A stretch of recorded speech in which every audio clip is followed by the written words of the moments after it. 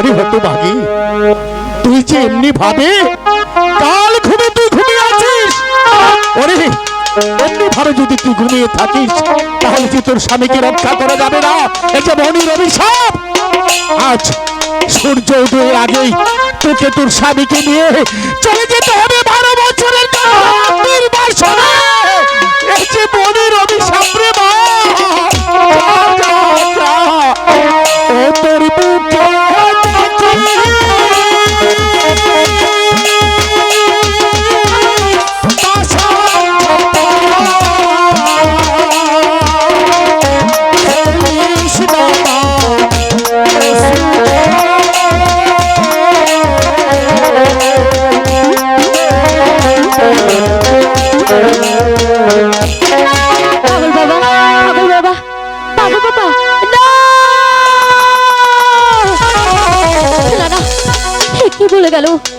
পাগল বাবা কি যেন বলে গেল, আমি তো কিছুই বুঝতে পারছি না। সে যেন বলে গেল, ওরে তুই নতুন পথে চল, কিন্তু কি সেই নতুন পথ আমি যে তার কিছুই জানি না। না না, এক্ষুনি এক্ষুনি আব্বাকে সব কিছু বলতে হবে। আব্বা!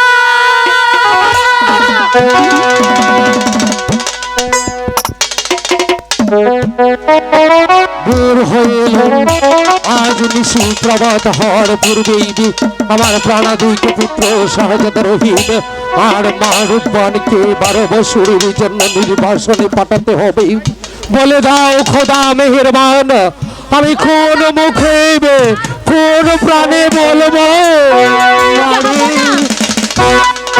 আপনি এখানে, ওইদিকে যে মা রূপবান বাসর ঘরে কেঁদে কেঁদে বুক ভাসাচ্ছে। বেগম, তুমি কি বলছো?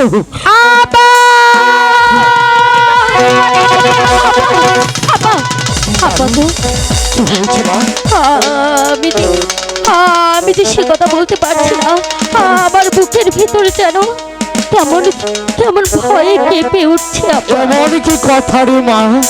আব্বা গো, পাগল বাবা সেই ঘুমের ঘরে আমাকে বলে গেল, ওরে হতভাগিনী তুই নতুন পথে চল।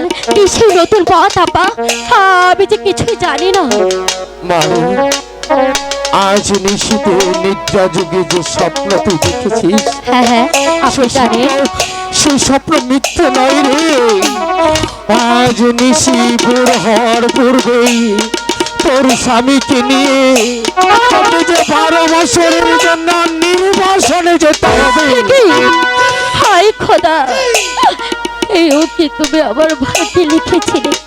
ঠিক আছে, আমি আমার স্বামীর জন্য সব কিছু করতে পারি আব্বা।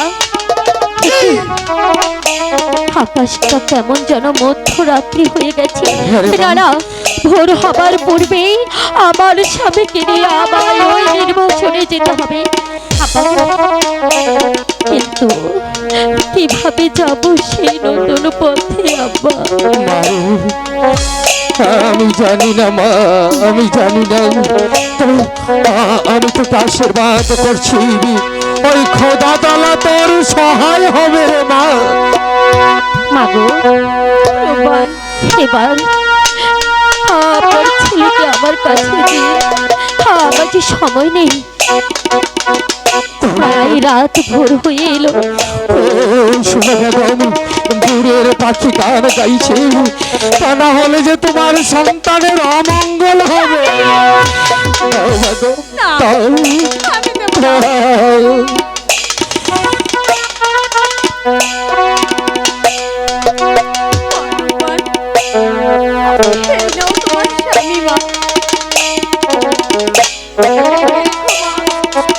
আপনি কোনো চিন্তা করবেন না মা, আপনার ছেলেকে আমি আমার জীবন দিয়ে হলেও রক্ষা করব।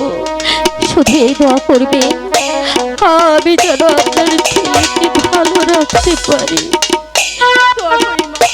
কিন্তু একটি আফসোসে যে রয়ে গেল।